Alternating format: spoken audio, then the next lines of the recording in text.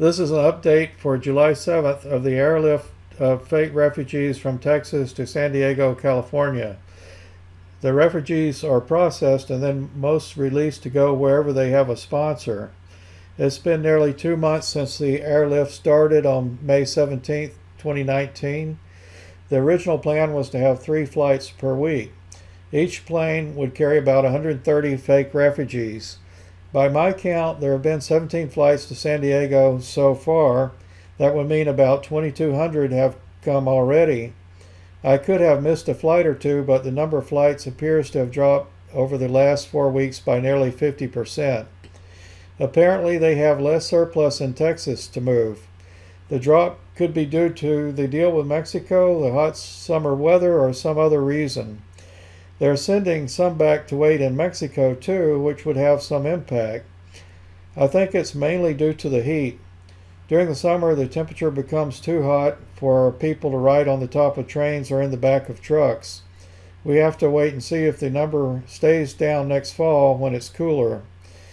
Even if these flights were to go to zero, though, we would still be back where we started with a high number of fake refugees that come across every day in the San Diego area already.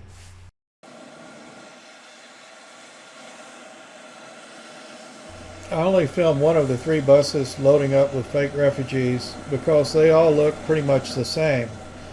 Mostly it's an adult with 1 or 2 children. Minors also travel alone, and a minor is considered here anyone under 21 years of age. So a minor here may look like an adult. Minors and children represent a free pass into the country.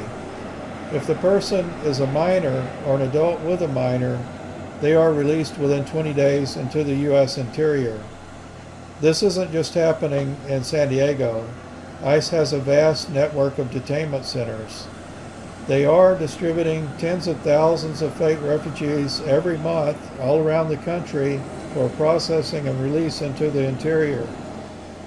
The asylum seekers often commit fraud to pass the initial credible fear test and be released. Few of them will ever be granted asylum by a court, but most will end up living and working illegally in the U.S., which was their original fraudulent intent. It is mass fraud and it is mass child trafficking.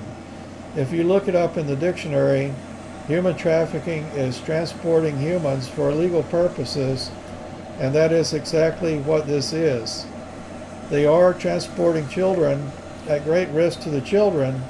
Some of them die along the way in order to exploit them to be able to live illegally in the U.S.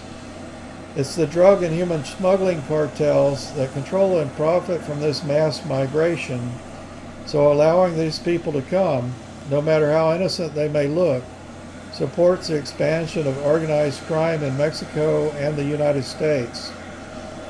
Progressives who support this illegal migration like to control the language to make it seem moral.